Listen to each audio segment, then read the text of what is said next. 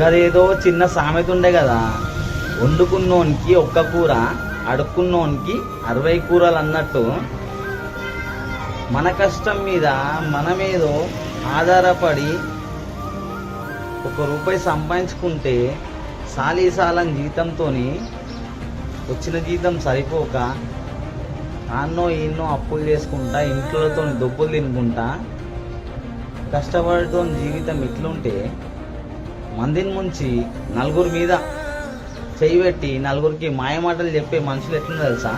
చాలా హ్యాపీగా ఉన్నారు, ఏ బాధ లేదు, ఎవరితో తిట్లు లేవు, సుఖ సంతోషంగా 3 పువ్వులు 6 కాయలు లెక్క ఉన్నది వాళ్ళ వ్యవస్థ.